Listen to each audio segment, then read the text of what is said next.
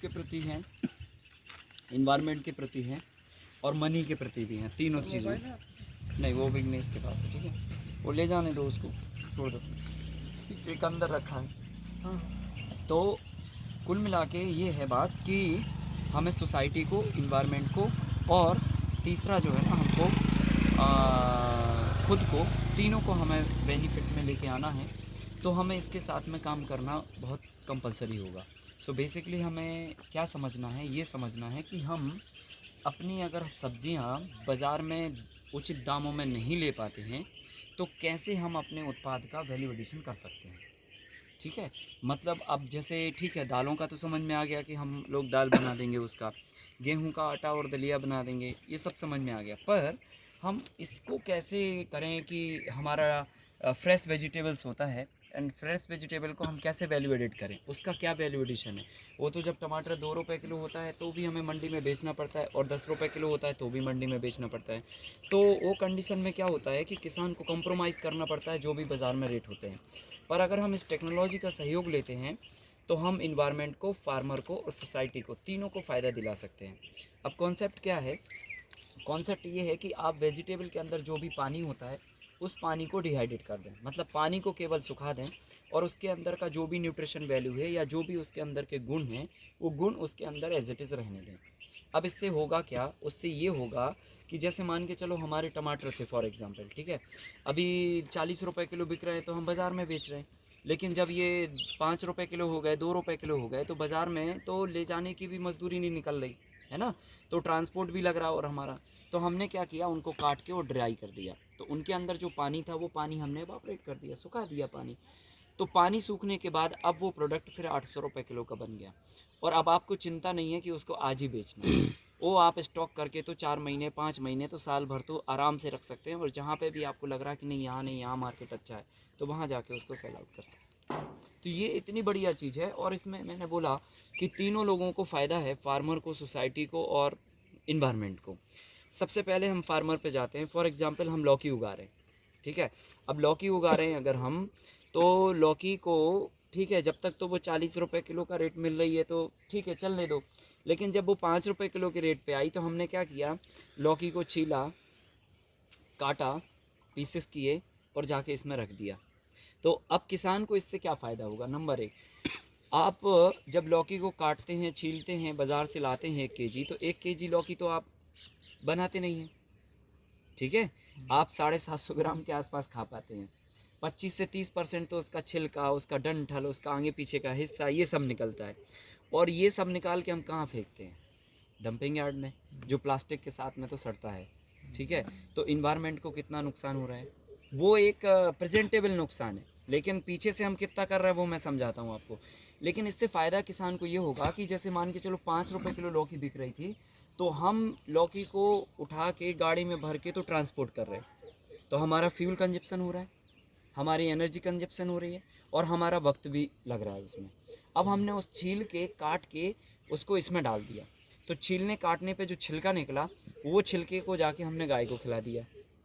तो गाय ने जब लौकी का छिलका खाएगी तो दूध ज़्यादा देगी, तो दूध में इम्प्रूवमेंट आ गया, तो वहाँ पे वो छिलका मनी के रूप में हमें रिटर्न्स मिल गया, और छिलके से दूध भी निकल गया और गोबर भी आ गया, ठीक है। तो जो 25% हम अपने घर से ट्रांसपोर्ट लगा रहे थे उसमें, वो 25%, और वो फिर वहाँ से ट्रांसपोर्ट लगा के फिर कहीं और लग रहा था, और फिर वहाँ से तो हमने छिलका उठा के फिर हम डंपिंग यार्ड में डाल रहे थे। अब सोचो, एक लौकी को मतलब पेट तक पहुंचने में कितनी जगह तो फ्यूल बर्बाद करना पड़ता है। पहले किसान जो है ना मंडी लेके जाता है, फ्यूल ख़त्म होता है, फिर वो जो है ना व्यापारी उठा के तो रिटेलर को लेके जाता है, तो वहाँ फ्यूल लगता है, फिर रिटेलर वाला फिर आपके यहाँ तक कॉलोनी तक लेके आता है, तो वहाँ फ्यूल लगता है, फिर आप जो है ना वहाँ तक लेने जाते हैं तो आपका फ्यूल लगता है।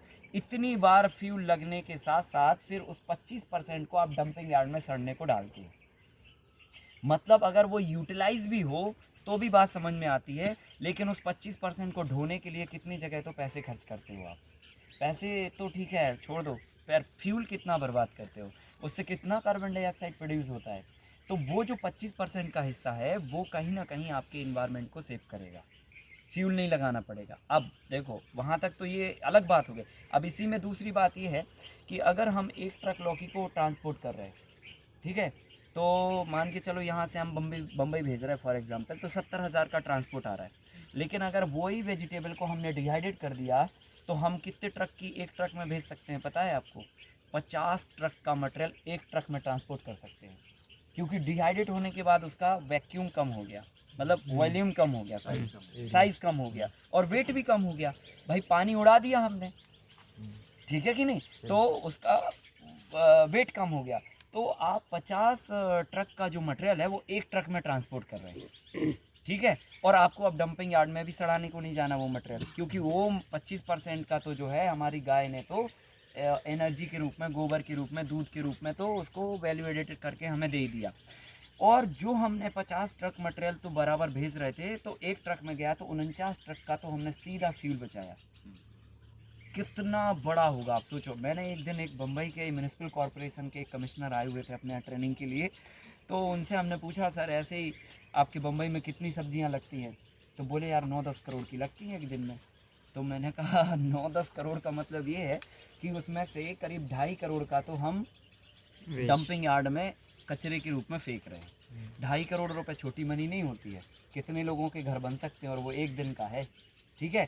तो वो 2.5 करोड़ के लिए भी हम क्या कर रहे हैं, और पहले पैसे खर्चा कर रहे हैं, क्योंकि वो लौकी तो पैदा हो रही गोरखपुर में और जा रही है बम्बई। तो उस 25% को डंपिंग यार्ड में डालने के लिए हम वहाँ से गोरखपुर से वहाँ तक ट्रांसपोर्ट लगा रहे हैं। सोचो कितना उल्टा काम कर रहे हैं हम। तो इन्वायरमेंट को कितना नुकसान हो रहा है। तो किसान को पहले यहाँ फ़ायदा होगा कि उसका 49 बार का ट्रांसपोर्ट बचेगा, उसका 25% जो निकलेगा उससे गाय की हेल्थ सुधरेगी, उससे इकोनॉमी जनरेट होगी, उससे खाद आएगा तो हमारी खेती सुधरेगी। और तीसरा जो है ना, कि जो चीज़ 5 रुपए की बिक रही थी अब वो 50 रुपए की होगी, और हमको आज ही बेचना नहीं है। अब हमको प्रेशर नहीं है कि नहीं नहीं नहीं जी आज ही बिकना चाहिए, नहीं तो ये कल गल जाएगी या इसका वेट कम हो जाएगा या सड़ जाएगी या तो कुछ भी है। सही है कि नहीं है? अब हमने तो डिहाइड्रेट कर लिया, डब्बे में पैक करके शांति से बैठ गए, जब मर्जी आई अच्छा ग्राहक मिला तो दे दिया, नहीं तो कोई बात नहीं है, कोई चिंता नहीं है। तो वो चीज़ जो है किसान की लेवल पे बेनिफिट करती है। जो 5 रुपए की चीज़ मंडी जा सकती है वो धन और फ्यूल दोनों बचाते हुए 10 गुना रेट आपको दे सकती है। तो एक तो ये फ़ायदा हो गया, और एक नहीं तो सभी तरह की वेजिटेबल्स के साथ में आप ये कर सकते हैं, ठीक है। अब देखो इन्वायरमेंट को ये फ़ायदा हुआ कि हमारा फ्यूल बच गया, और उतना डिहाइड्रेट करने से तो इतने ट्रक्स का जो हम फ्यूल जला रहे थे वो फ्यूल बचा, और आपका भी फ्यूल बचेगा। तो हर जगह पे तो फ्यूल बच रहा है, किसान का भी, सोसाइटी का भी, ठीक है। तो इससे क्या होगा कि इन्वायरमेंट को हम बहुत कुछ नहीं कर पा रहे हैं, तो कम से कम बिगाड़ने में तो नहीं अपना सहयोग दें, है कि नहीं? अभी तो हम क्या कर रहे हैं, बिगाड़ने में तो सहयोग दे रहे हैं उसको। तो कुल मिला के हम अपना फ्यूल बचा रहे हैं, ठीक है, और फ्यूल से इन्वायरमेंट को सेव कर रहे हैं इनडायरेक्टली, ठीक है। तीसरा ये फ़ायदा हो गया सोसाइटी को कि जैसे हम ऑफ सीज़न वेजिटेबल्स खाते हैं, ठीक है, शहर वाले लोग ज़्यादा थोड़ा पसंद करते हैं। तो उसमें क्या होता है कि पता चला हमने भिंडी खरीदी, मान के चलो ठंडी के टाइम पे, तो ठंडी में जब हम भिंडी खरीदते हैं तो क्या होता है, वो टाइम पे बहुत पॉइजन होता है उसमें, क्योंकि मौसम के आधार पर तो भिंडी वो समय पे उगती नहीं है। भिंडी उगने का जो वक्त है या तो फरवरी में उगाइए या तो जुलाई में उगाइए। तो हम अगर ठंडी में उगा रहे हैं तो इसका मतलब ये है कि वो उग नहीं रही है, हम उगा रहे हैं। और उगाने के लिए तो हम बहुत सारे हार्मोन्स का प्रयोग कर रहे हैं, बहुत सारे टॉनिक मार रहे हैं, बहुत सारी पेस्टिसाइड मार रहे हैं, बहुत अलग तरीके के तो प्लांट्स हार्मोन्स हम ऊपर से स्प्रे कर रहे हैं। तो हमारी कॉस्ट भी बढ़ रही है, और ऊपर से नेसेसरी हम पेस्टिसाइड उसमें डाल रहे हैं। और वो पेस्टिसाइड हम ज़्यादा पैसा खर्चा करके, क्योंकि ऑफ सीजन में खरीदोगे सब्जी तो महंगी मिलेगी, तो हम ज़्यादा पैसा दे के हम वो वेजिटेबल खरीद रहे हैं, ठीक है कि नहीं? तो ज़्यादा पैसा दे के खरीद रहे हैं और ऊपर से जहर डाल रहे हैं पेट में उस समय पे ज़्यादा। अगर यही भिंडी आप बारिश के समय पे खाते तो शायद कम पॉइजन आपके पेट में जाता, लेकिन वो टाइम पे आप डाल रहे हैं तो 4 गुना पॉइजन डाल रहे हैं आप पेट में, और पैसे भी 4 गुना लगा रहे हैं। तो हम आपको कह रहे हैं कि एक काम करो, लौकी का एक डब्बा रख लो आप, ठीक है, और जब आपकी मर्जी हो आपको लौकी खाने का या तो भिंडी खाने का, तो गुनगुना पानी करो, थोड़ा सा इतना सा मुट्ठा भर लो, गुनगुने पानी में डालो, थोड़ी देर में वो फूल जाएगी, फूलने के बाद फ्राई करके सब्जी बन, ठीक है। तो आपको लेने नहीं जाना। अब एक डब्बा रख लिया तो 6 महीने तक चक्र चलाओ, मतलब 6 महीने तक अब आपको लौकी खरीदने के लिए कोई फ्यूल नहीं लगाना, कोई टाइम नहीं लगाना, कोई छीलने का चक्कर नहीं करना, कोई डंपिंग यार्ड में नहीं सड़ाना। कितनी चीज़ें बच गई सोचिए। और इससे केवल ये तो आपका अपना फ़ायदा है, सोसाइटी और इन्वायरमेंट का अलग हो रहा है आपके इस इनिशिएटिव से। तो हम इसको करके, तो अब सवाल ये है कि ये हमारे भारत में कितना एक्सेप्टेबल होगा। क्योंकि हमारी बहनों को और माताओं को तो जब तक छीले ना वो, तब तक शांति नहीं मिलती। जैसे प्याज है, उनको अगर कह दो कि ये चिप्स है भाई, ये चिप्स डाल देना तो काम हो जाएगा, तो नहीं, उनको तो बैठ के तो प्याज छीलना पहले आधा घंटे तक, तब तक तो शांति नहीं मिलती है। तो ठीक है, अगर हमारे को ये हैबिट है और नहीं छूट रही है, तो उन लोगों के लिए हम दें जो लोग लाइन में खड़े हैं। वो कह रहे हैं भाई साहब हमारे यहाँ तो प्याज ही नहीं होती है, छीलना तो दूर की बात है। तो उन लोगों को अगर हम दें तो शायद हम कम से कम एक अच्छा खासा तो मनी जनरेट कर सकते हैं। और यूरोपियन कंट्रीज़ में मैं बताऊं, इस डिहाइड्रेटेड फूड की इतनी ज़्यादा डिमांड है, इतनी ज़्यादा डिमांड और वैल्यू है, क्योंकि वहाँ पर जो है ना, वो लोग सूरज नहीं देखते हैं ना, तो ये सब्जियाँ तो उगती ही नहीं है उनके यहाँ, ग्रीन वेजिटेबल। वो मटर जानते ही नहीं कैसा होता है, बेचारे मक्का उगाते हैं, 4 महीने धूप रहती है, तो उसी का पिज्ज़ा बर्गर दुनिया भर का अचरा कचरा बना बना के खाते रहते हैं। तो ये ग्रीन वेजिटेबल्स जो है ना, ये हमारे लिए सौभाग्य है कि हमारी कंट्री में ये सब होता है। तो हम डिहाइड्रेटेड करके उन लोगों को तो दे सकते हैं कि ठीक है, तुम्हारे यहाँ बर्फ़ गिर रही, कोई बात नहीं, हम बैगन दे रहे हैं तुमको डिहाइड्रेट करके, आप गुनगुना पानी करिए और ऐसे करके फ्राई करके खाइए। तो ये वहाँ पर चलने वाली नहीं, उड़ने वाली चीज़ है, और बहुत डिमांड भी है, इसमें कोई दो राय नहीं है।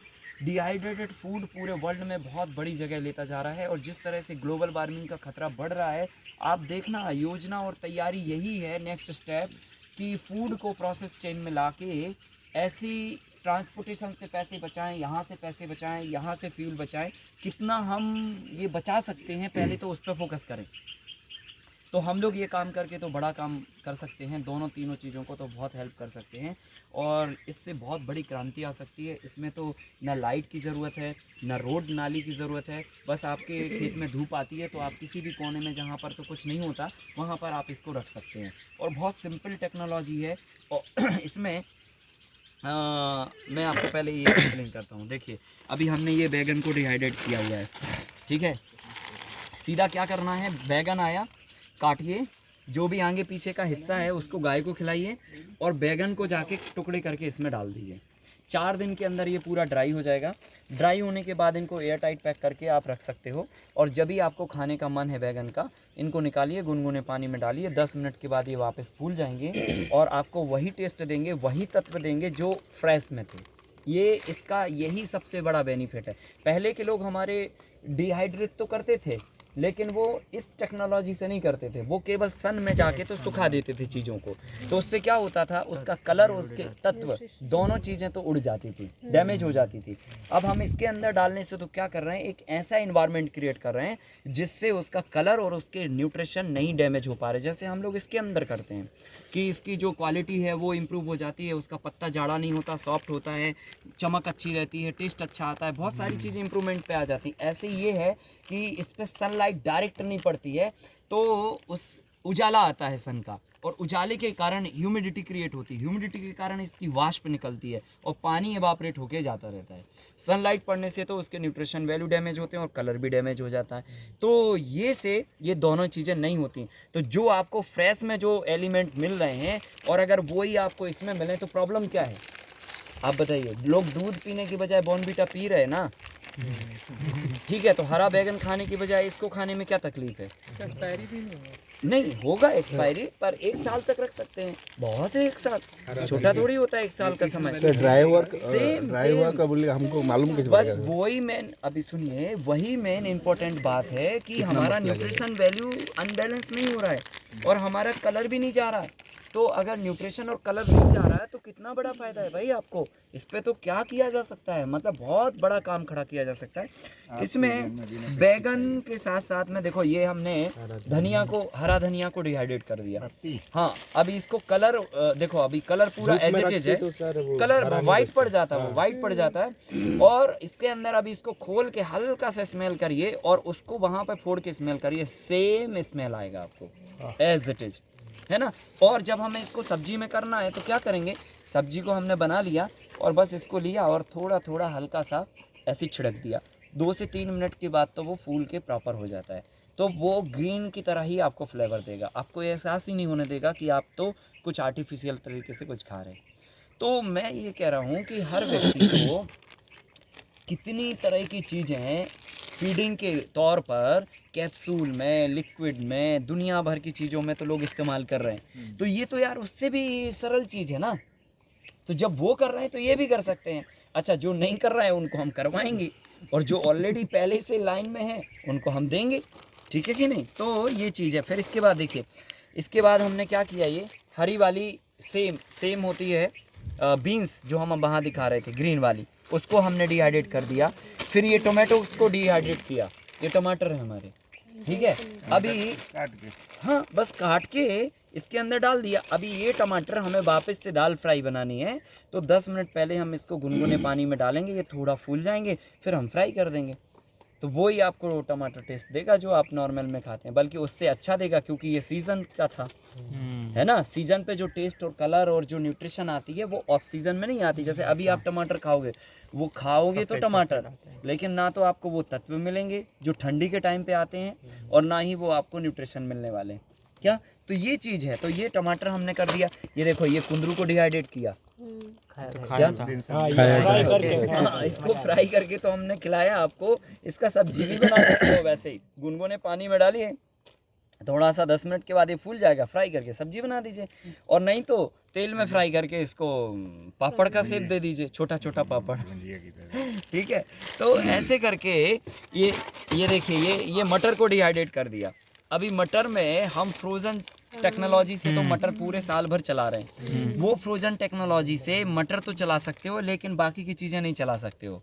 और अगर उससे आप चला भी रहे हो तो आप एक बार कॉमन सेंस लगा लो कि उसको -22 डिग्री टेम्परेचर पर फ्रीज़ किया जाता है, और जिसको -22 डिग्री पे फ्रीज़ किया जाएगा वो कहाँ तक बचेगा, सोचिए। अगर आपको 0 पे पैक कर दिया जाए तो आप तो 1 मिनट में निपट लेंगे।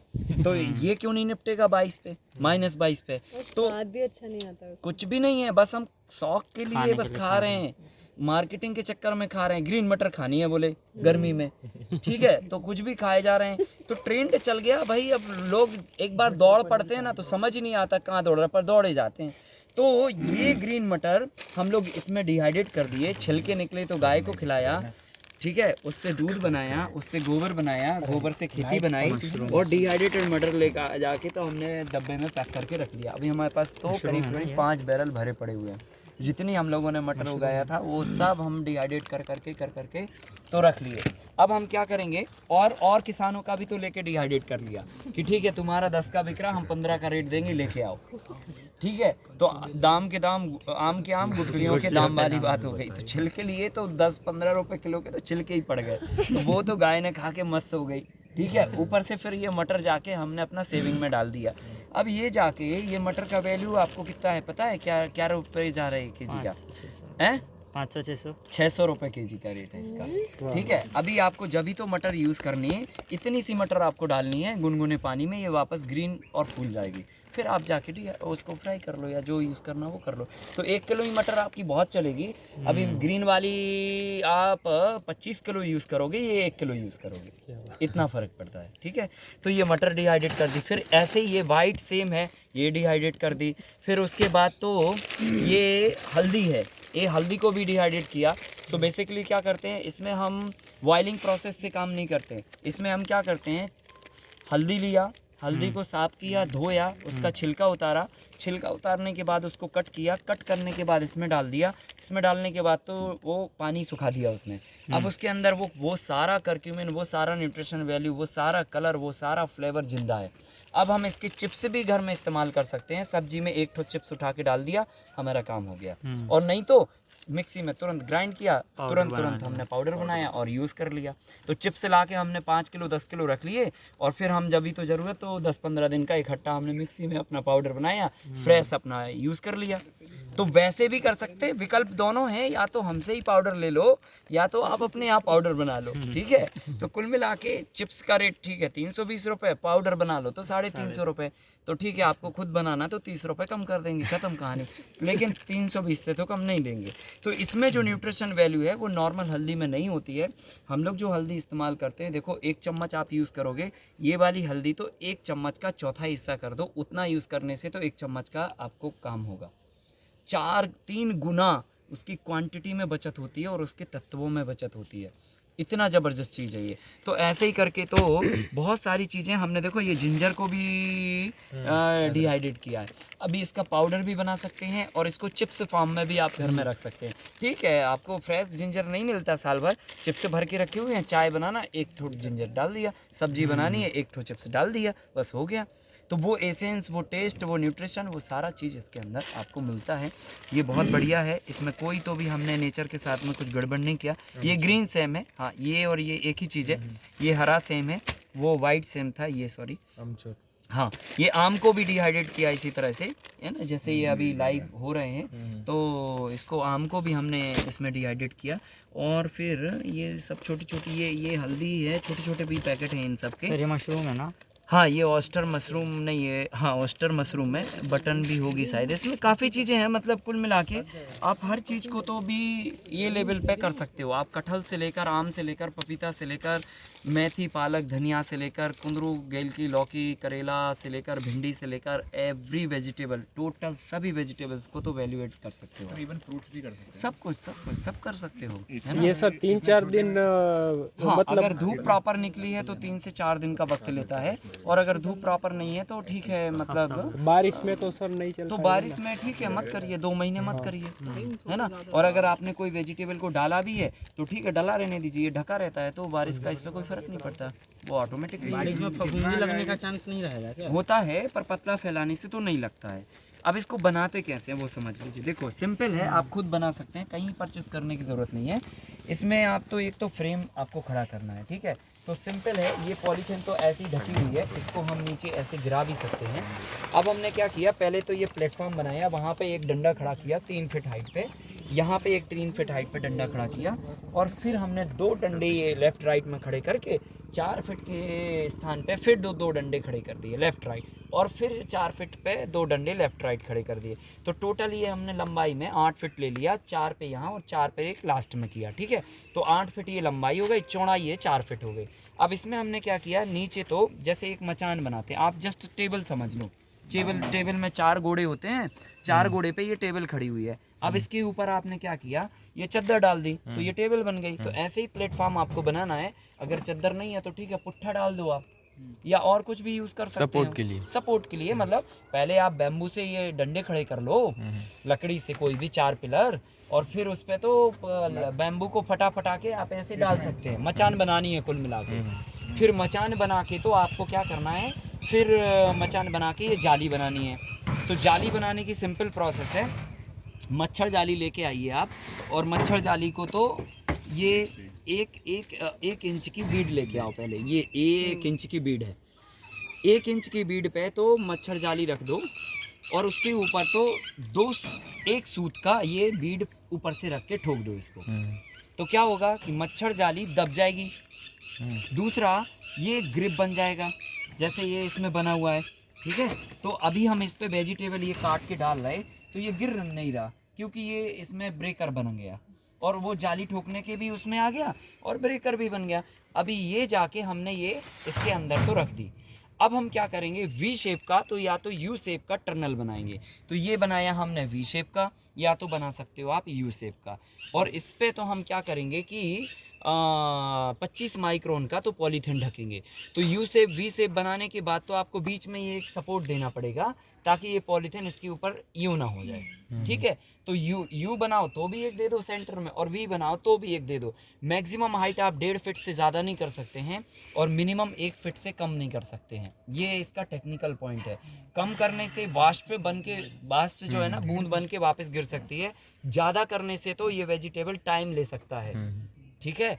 अब एक तरफ हम पैकिंग के लिए क्या करते हैं, मच्छर जाली लगा देते हैं, और दूसरी तरफ अपोजिट साइड तो पूरा ये चद्दर से पैक कर देते हैं, ठीक है। अब चद्दर से देखो इस तरह से हमने जब यहाँ पे पैकिंग कर दिया, ये पूरा नहीं दिखेगा आपको, ऐसे ही देखना पड़ेगा, वो हमने पैक कर दिया। और सेंटर में हमने क्या किया, एक छोटा सा तो उल्टा पंखा घुमा के, मतलब उल्टा पंखा लगा दिया।